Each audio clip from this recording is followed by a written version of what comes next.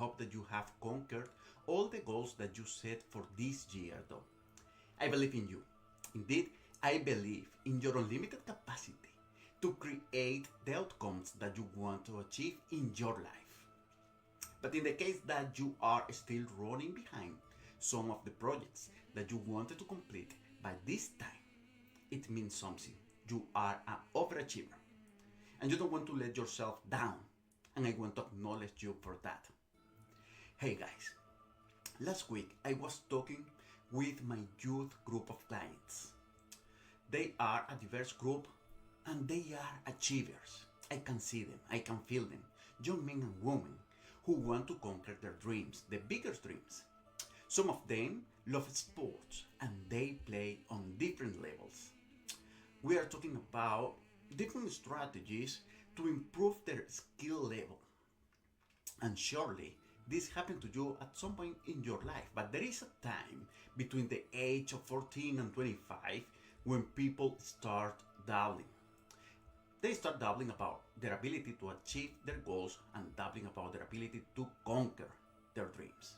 I don't know if this happened to you, but this group of young men and women are experiencing this issue since few months ago, few weeks ago. We are working on that. They are trying to cover up their doubt with the excuse of how many hours of training they shall take according to the group of age and according to the level, the skill levels of their team. Afterwards, I asked them, what about your capabilities? What about your dream? Do you really want to conquer this dream?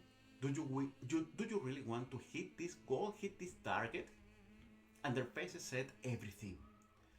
When you are not honest with yourself, guys, you experience these types of consequences. It is a truth, it is a reality.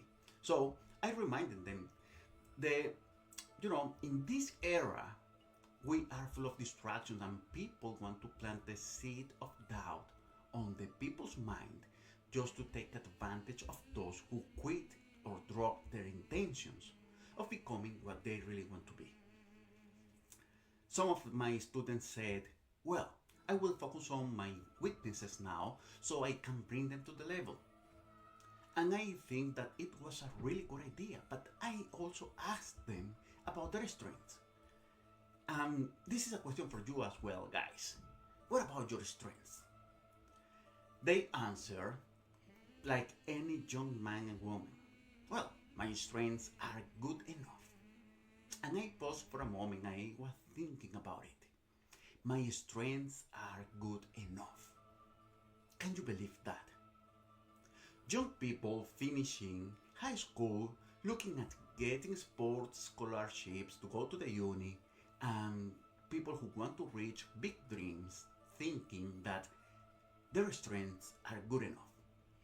In that moment, I remember the principle and the discipline and the mindset of titanium from Mike Jordan. I had the pleasure to see him winning with the Chicago Bulls multiple times. Jordan's training schedule included 5,000 hoops every day. Isn't that crazy? 5,000 hoops every day. After 5 years doing so, he could say it, hey, my strengths are good enough. But he continued. He continued with this training discipline every single day. But I don't know if you remember that in the middle of the 90s, Jordan wanted to jump higher to be absolutely unstoppable for the tallest one from the NBA. I don't know if you remember a couple of games against Mutombo, for example, or the battles against Shaquille O'Neal on the court.